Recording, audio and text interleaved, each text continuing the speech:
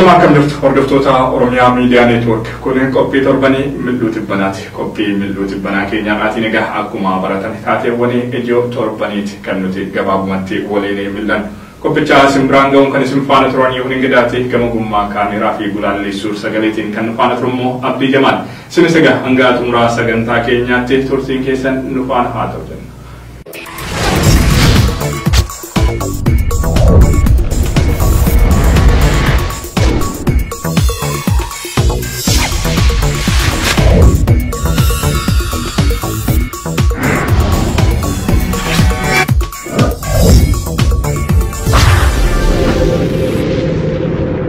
Mil'uuti banaa keenya har'aa kibba Oromiyaa magaalaa Moyyaalee irraati kan eegan. Moyyaaleen tibbanas humnoota nageenya hawaasaa booressanii hunkuramaa baateetti. Jiraattonni ishee goolamaa jabaa keessaa seenanii qe'ee ofiirra nagaan jiraachuun yaaddoo guddaa itti ta'eera. Magaalaan baatii muraasaanii dura ajjeechaa suukanneessaa waraanaa mootummaa federaalaa labsii yeroo muddamaa bu'uuraa godhachuun bobbaaseen raafama jabaa keessaa seente Moyyaaleen tibbana ammoo gochaa badii humni addaa poolisii Somaalee fi hidhattoonni naannichaa uummata nagaarratti raawwatanii goolama jabaa keessa seenuuf dandeesseetti. Miseensonni humna addaa poolisii Somaalee kibxataa darbe iddoo gabaa fi naannoo buufataa konkolaataa magaalaa Moyyaaleetti namoota walitti qabamanii turan irratti boombii darbachuun gochaa suukanneessaa lubbuu lammiilee gaaga'ee fi hedduus hube raawwataniiru. Gochaa humnoonni naannoo Somaalee irraa ergaman kunneen raawwataniin namoonni 64 miidhaa garaagaraa keessaa saaxilamanii hanga jimaataa darbeetti ammoo namoonni 4 lubbuudhaan darbuu aangoonni mootummaa aanaa fi magaalaa Moyyaalee mirkaneessuu irratti argamu. Ka'umsi dubbii kanaa kellaa waajjira bulchiinsaa fi mana murtii aanichaa sirreessuuf wayitaa uummanni hojii eegaletti dhalattoonni saba Somaalee hin ijaartanii jechuun dubbii kaasuu isaaniidha kan himame. Yeroon booda ammoo humnoonni hidhatan naannoo Somaalee irraa ergamanii haleellaa boombii raawwachuu isaanii miidiyaaleen gabaasaa kan isaanii turani. Hidhattoonni naannoo Somaalee irraa dhufanii kunneen boombii uummata nagaarratti darbataniin cinattis meeshaalee waraanaa garaagaraa fayyadamuun uummata irratti dhukaasaa bananii miidhaa jabaa dhaqqabsiisuu isaaniidha waajjirri dhimmoota koominikeeshinii aanaa Moyyaalee kan inni beeksise. Namoonni uummata nagaarratti boombii darbachuun dhumaatii kana dhaqqabsiisaniiru jedhamanii shakkaman lama jimaata ganama wayitaa miidhaa biraa dhaqqabsiisuuf ammas boombii qabatanii socho'aa turanitti to'annoo jalaa oolfamuun isaanis beekame. Namoonni to'annoo jalaa oolfamanii kunneen ajajaa dhibbaa Adan Hasan Jeersoo fi Kumaalaa Alii Adan Alii kan jedhamanii ta'uu fi to'annoo humnoota koomaandi poostii jala jiraachuu isaanii odeeffannoon argan ni mul'isa. Gama biroon jimaata waaree booda humni addaa poolisii Somaalee fi hidhattoonni naannichaa bifa haaraan dhukaasaa banuu isaanii beekameera. Dhukaasaa meeshaalee waraanaa gurguddootti dhimma ba'uun banan kanaan immoo amma miidhaan jabaanee jiraattota irraa ga'ee jiraachuudha baatus waajjira poolisii Oromiyaa magaalichatti argamurraa miidhaan mudachuun beekameera. Humni nageenya Oromiyaa fi jiraattonni naannoo lolaa humnoonni naannoo Somaalee irratti bananii kana qolachuuf tarkaanfii deebii fudhataniin 8 galaafachuu fi hedduuras miidhaa dhaqqabsiisuu isaanii immoo OMN'tti himaniiru. Magaalaan Moyyaalee tibbana dirree waraanaa fakkaattee turte egaa sanbataa hamma tokko tasgabbaa'uu ishee fi furmaata waaraaf garuu falli jabaanee kan barbaachisu ta'uudha jiraattonni dubbachuu irratti kan isaanii argamanii.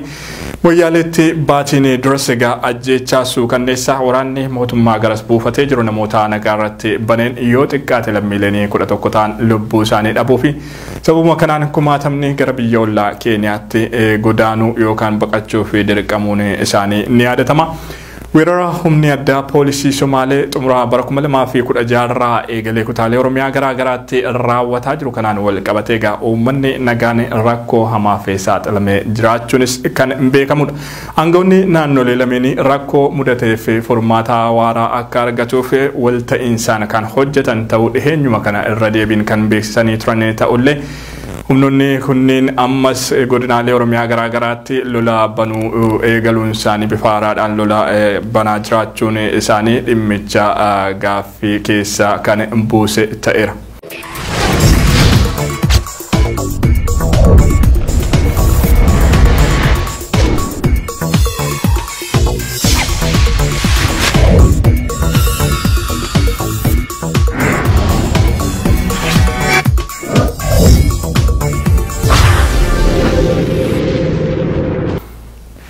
Dhimmi keenyanni lammaffaan immoo muudama kaabinee ministeera muummee Dr. Abiy Ahmedin tibbanaa ifaa shayii irratti kan fuulleffatudha. Egaa Dr. Abiy Ahmed kaabinee hundeeffatanii muudama ministeerota isaaniis tibbanaa beeksisuun isaanii ni yaadatama.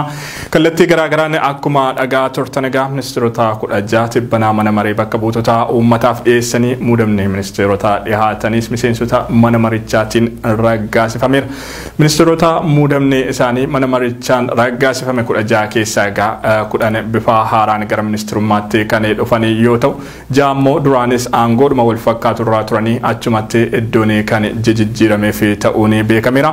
Isaanii muudamni isaanii tibbanaa mirkanaa'e 16 alatti egaa ministeeronni 12 idduma duraan hojjetan irraa akka turaniif murtaa'eera.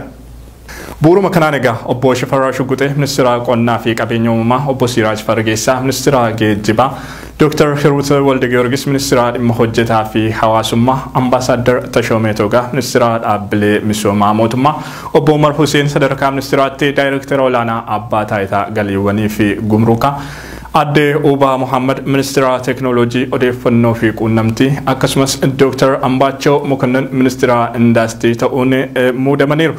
Obbo Mootummaa Maqaasaa ministeera raayyaa ittisa biyyaa, Adde Fooziyaali ministeera aadaa fi turizimii yoo ta'an, obbo Ahmed Shidee ministeera waajjira dhimmoota koominikeeshinii mootummaa federaalaa ta'uun muudamaniiru. Akkasumas egaa obbo Jaandaraar Abbaay ministeera misoomaa magaalaa fi manneenii, obbo Mallas Alam ministeera albuudaa fi inerjii, obbo Biraanuu Tsaggaayee abbaa alangaa federaalaa, Adde Yaalem Tsaggaayee ministeera dhimma dubartootaa fi daa'immanii, obbo Malaakuu Allabal ministeera daldalaa ta'uun yoo muudaman, Dr. Amir Amaan ministeera eegumsaa fayyaa ta'uun muudamaniiru. Ministeerota muudamni isaanii mana maree bakka buutota uummataatiin mirkanaa'in alattis aangawoota hojii federaalaa 9 muudaniiru. Dr. Abiy Ahmed buuruma kanaan ammoo Adde Fatilawarq Gabra-Egzaabeer sadarkaa ministeeraatti qindeessituu olaantuu wiirtuu ijaarsaa sirnaa federaalizimii ta'aniiru. Adde Dammituu Ambisaa hooggantuu waajjira ministeera muummee fi ministeera dhimmoota kaabinee ta'uun yoo muudaman, obbo Abbaaduulaa Gammadaa ministeera gorsaa dhimma nageenya biyyoolessaa ministeera muummee ta'anii muudamaniiru. Obbo Ahmed Abitaw sadarkaa ministeeraatti daayireektara olaanaa wiirtuu qorannoo imaammataa, obbo Mugis Baalchaa waajjira ministeera muummeetti qindeessaa damee qorannoo fi paablikeeshinii wiirtuu ijaarsaa sirnaa diimokiraasii, obbo Alamnoo Mokonnon sadarkaa ministeeraatti pirezidentii akaadaamii hooggansaa Mallas Zeenaawii, Dr. Baqqalaa Bulaadoo hojii gaggeessaa olaanaa korporeeshinii hojiiwwan sibiilaa fi injiinaringii Itoophiyaa, akkasumas obbo Tamasgeen Xurunee daayireektara olaanaa ejensii nageenya odeeffannoo fi quunnamtii ta'uun muudamuun isaanii beekameera. Kaabineen haaraa hundeeffatan kun egaa keessumaa dandeettii raawwachiisummaa, miira tajaajiltummaa fi malaammaltummaan wal qabatee rakkoolee ijoo akka biyyaatti mudataniif furmaata laachuuf kan dandeessisudha abdii jedhu qabaachuu isaanis Dr. Abiy Ahmed beeksisaniiru. Keessumaa dhimmoonni ijoon lama addatti xiyyeeffannoo barbaadu kan jedhan Dr. Abiy Ahmed kenniinsa tajaajilaan wal qabatee rakkoo jiruuf furmaata waaraa kaa'uun dhimma ijoo ta'uudha kan isaanii eeran. Mufiini hawaasaa gama kanaan jiru sarara diimaarraa jiraachuu keenya kan mul'isudha. Uummanni tajaajila addaa yookaan akka warqee hafnuuf osoo hin taane tajaajiluma nurraa argachuudhaaf malu ungulaalama malee argachuu danda'utu irra jiraata yaada jedhudha kan isaanii kaasan. Ministeeronni bifa haaraatiin muudamanis ta'e kan bakka duraaniitti itti filataman miira tajaajiltummaa kana sadarkaa hundatti akka babal'isan akka mirkaneessan gaafataniiru. Dhimmi inni lammaffaan addatti xiyyeeffannoo barbaadaa jechuudhaan kaasan ammoo malaammaltummaa dhuunfaa fi gareen raawwatamudha. Gama kanaanis sarara diimaarra jiraachuun hubatame furmaata isaaf hooggansi muudaman xiyyeeffannoo addaa kennanii hojjechuu akka qaban hubachiisan. Muudamni kaabinee Dr. Abiy Ahmed hundeeffatan ergaa dhagaamee yaadonni garaagaraa kallattii adda addaatiin dhagaamuu irratti argamu. Hoogganoonni paartilee mormituu biyya keessaa dhimmicha ilaalchisuun miidiyaaleef yaada kennaniiru. Muudama ministeerotaan wal qabatee jijjiiramni abdatame hin mul'annedha kan isaanii jedhan. Namoota hawaasaa haqummaan tajaajiluu danda'anii fi ogummaa iddoo itti ramadamaniin wal simu qaban ta'uutu irra tureen yaada hoogganoota paartilee mormituu biyya keessaa durata itti aanaan paartii Koongireesii Federaalistii Oromoo obbo Mulaatuu Gammachuu turtii Doochee Veelee waliin taasisaniin ministeerri muummee haaraan nama umurii dargaggummaa irra jiranii fi dandeettii qaban ta'uun kan nama gammachiisudha. Ta'us adeemsa adeemsa paartii keessaa filatamaniin wal qabatee kaabineen hundeeffatanis ta'e hojiileen hojjetaman gaaffilee hawaasaa kan deebisuu danda'an amantaa jedhu hin qabnu yaada jedhudha kan isaanii kaasan. Dr. Abiy adeemsa paartiin isaanii ittiin hoogganamu raawwachiisuuf filatamanii rakkoon jiru kan nama dhuunfaa yookaan kan aangaa tokko osoo hin taane rakkoo sirnaa hamma ta'etti muudama kanaan jijjiiramnee barbaadamu ni dhufa jennee hin abdannu jedhu obbo Mulaatu Gammachuu. Labsii yeroo muddamaa kaasuu fi hidhamtoota siyaasaa mara gadi lakkisuun dhimma dursa argachuuf malu akka ta'es hubachiisaniiru.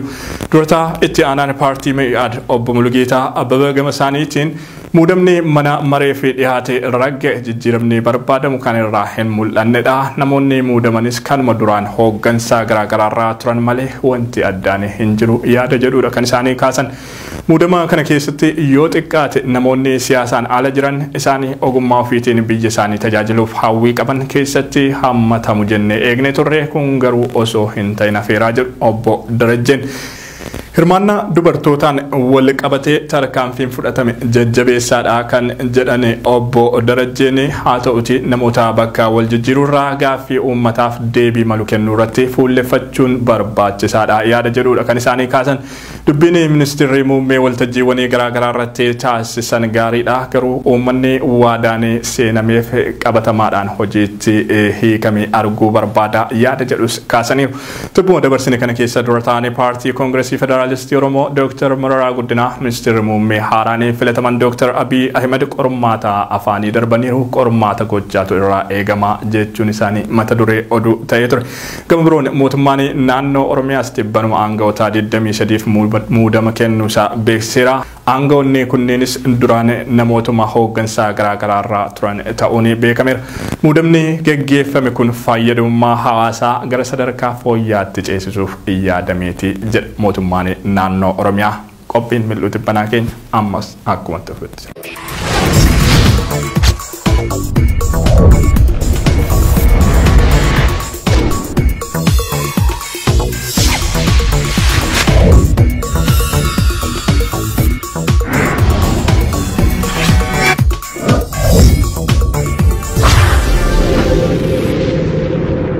Gara dhimma keenya isaa itti aanutti ceena waajjirri ministeera dhimma alaa United States qabiinsa mirgoota dhala namaa ilaalchisuun qorannoo geggeesseen Itoophiyaatti bara 2017 keessa sarbamiinsi mirgoota dhala namaa haala yaaddessaan raawwatamaa turuudha kan inni eere.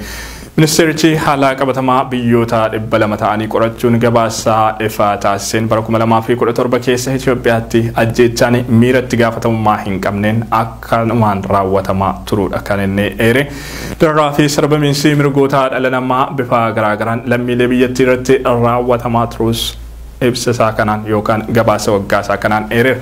Bara 2017 keessa hidhaanii jimlaanii raawwatamaa turu qabiinsa hidhamtootaan wal qabatee gara jabinni hamaanii mul'achuu fi gochoonni kabajaa namoomaa hir'isan humnoota atikaa sirna biyya bulchuutiin raawwatamaa turus gabaasni waajjira ministeera dhimma alaa United States kun ni mul'isa. Haalli manneen hidhaa Itoophiyaa keessatti mul'atus ulfaataadha. Lubbuudhuma hidhamtootaaf illee yaaddessaadha yaada jedhudha kan inni kaase. Hidhamtoonni murtoo haqaa kan hin arganne ta'us ibseera.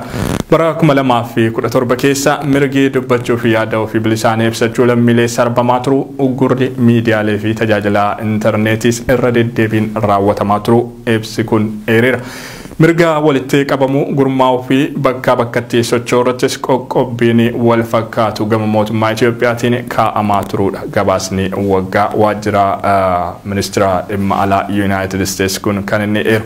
Mootummaan Itoophiyaa aangawoota isaa sarbamiinsa mirgoota dhala namaa raawwatan seeratti dhiyeessuuf tarkaanfiin fudhatee jiraachuu dhabuunis qeeqaa hordofsiiseera. Itti gaafatamummaan dhibuun madda rakkoo ta'uu ibsuun humnoota atikaa mirgaa lammiilee sarbaa turan seeratti dhiyeessuufis hojiin ga'aan kan hin hojjetamne ta'uu eere. Waliigalaa nagaa biyyattiin gama qabiinsa mirgoota dhala namaatiin haala yaaddessaa keessummeessaa turuu ishee eeruun rakkoo gama kanaan jiru maqsuuf xiyyeeffannoo kennuun akka barbaachisuudha kan hubachiise. Gabasa waggaa waajjirri ministeera imala United States ifataase kana bu'uura godhachuun ammoo embassiin United States kan Finfinneetti argamu ibsa gamasaati baaseera. Embassiin United States ibsa isaa kanaan gabaasni waggaa waajjira ministeera imala Ameerikaatiin ifatame kun lammiileen Itoophiyaa mirgoota bu'uuraa isaanii fayyadamuuf dhiibbaa jabaa jala jiraachuu isaanii ifaan ifatti kan akeekudha jedhe.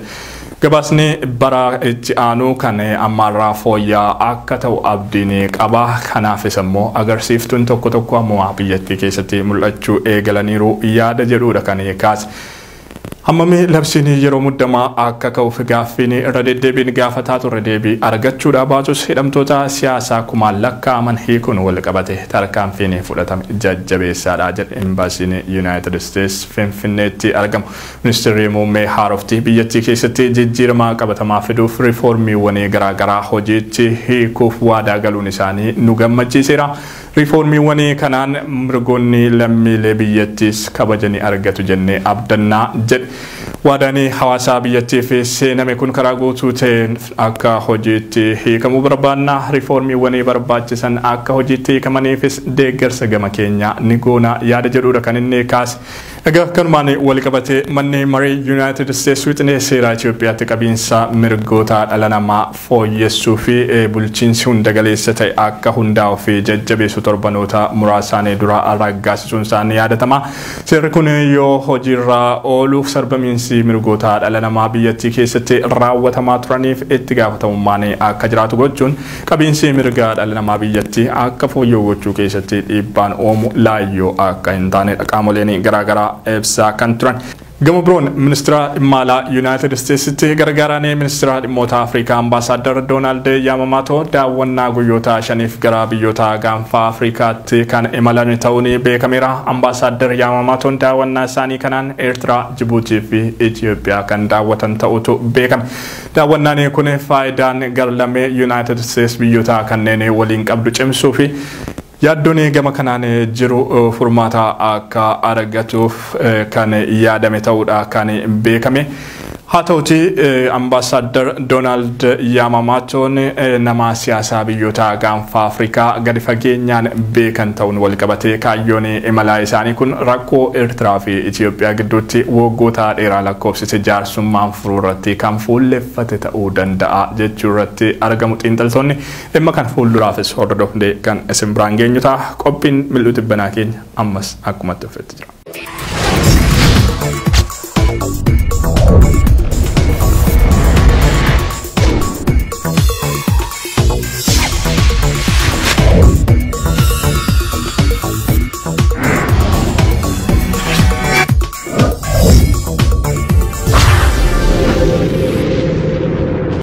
Gara dhimma keenya isaa xumuraatti jeena. Dhimma keenya inni xumuraa baqattoota Afrikaa Yemen keessatti argaman irratti kan fuulleffatu dhimmi baqattoota Afrikaa Yemen keessatti argamanii tibbana ajandaa miidiyaalee ture. Falmaan mirgoota dhala namaa Human Rights Watch fi Komishiniin Olaanaa dhimma baqattoota UNHCR haala qabatamaa baqattoonni biyyoota Afrikaa garaagaraa gara Yemenitti imalan keessummeessaa jiran irratti ilaalchisuun ibsa tibbana baasan bu'uura godhatanii miidiyaaleen idil-addunyaa hedduun gabaasaalee garaagaraa qabatanii ba'aa turan.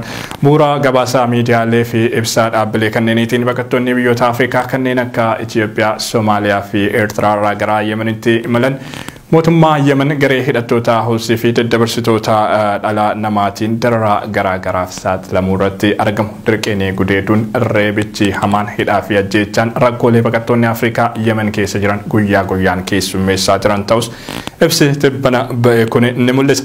Baqattoonni lammiilee Itoophiyaa garasee jiraataniin hiree wal fakkaatu isaanii mudatee jiraachuudha miidiyaalee fi kan isaanii ibsanii Human Rights Watch ibsa isaa tibbanaatiin gochoota Yemen keessatti baqattoota Afrikaa mudatanii jiraniif mootummaa biyyattiitti kan inni qubaa qabe. Hojjettoonni mootummaa Yemen giddugalaa baqattoonni Afrikaatti guramanii jiran kan kibbaa magaalaa Aden irratti argamu keessatti baqattoota dararuu gudeeduu ajjeesuu irratti bobba'aniiru. Kaan immoo humnaan gara galaanaatti darbanii ofirraa akka deebi'an taasisuu irratti argamu jedhe. Human Rights Watch'tti daayirektarri mirgaa baqattoota Bill Fleerick waardiyyoonni giddugalaa ugguraa baqattoota Aden dhiirota haala hamaaneedhaanuu gudeeddii saala hin foone raawwatu akkasumas bidiruutti baqattoota humnaa ol fe'anii gara galaanaatti darbuun akka ofirraa deebi'an gochuu irratti argamu jechuun himata dhiheessuu irratti argamu. Qaamoleen gochicha raawwatan hatattamaan itti gaafatamummaa fudhachuu akka qabaniifis mootummaa Yemeniif waamicha dhiheessaniiru. Komishiniin olaanaan dhimma baqattoota UNHCRs dhimma kana mirkaneessee dhimma kana irratti mootummaan Yemenis deebii kenneera. Ministeerri dhimma keessaa biyyattii komii mootummaa Yemen irratti dhiyaate kanaaf deebii kennaniin ajajaa giddugala baqattoonni itti diraramaa jiru jedhanii aangoorraa kaasuun baqattoota gara bakka birootti dabarsaa jiraachuudha kan isaanii beeksisanii. Human Rights Watch garee hidhattoota Hutsi kaaba irra jireessan kaaba biyyattii to'atanii jiraniinis dhiibbaan wal fakkaatu baqattoota irratti raawwatamaa jiraachuudha kan inni beeksise. Kaaba Yemenitti kan argamtu magaalaan Hodeedaattis gochi wal fakkaatu hidhattoota Hutsiidhaan raawwatamaa jiraachuu isaadha kan inni beeksise. Daddabarsitoonni dhala namaas yakka wal fakkaatu baqattoota biyyoota Afrikaa garaagaraa irraa gara Yemenitti imalanitti irratti raawwataa jiraachuudha kan inni beeksise ibsisaa kanaani. Egaa dhimmi baqattoota Afrikaa gara Yemenitti imalanii kun furmaata waaraa argachuu qabaa jedha Human Rights Watch. Egaan daawwattoota keenya qophii keenya mil'uuti banaa har'aatiin dhimmoonni gabaabumatti mil'achuudhaaf filanne kanneen turanii waan nu daawwattaniif galanni keenya guddaadha. Torban immoo mata dureewwan birootiin kan walitti deebinu ta'a. Kan isin faana turan Yihuun Ingidaatee gama gummaa kaameraa fi gulaalli suur sagaleetiin kan waliin ture immoo Abdii Jamaalii torban nagaa isiniif haa ta'u yeroo gaarii.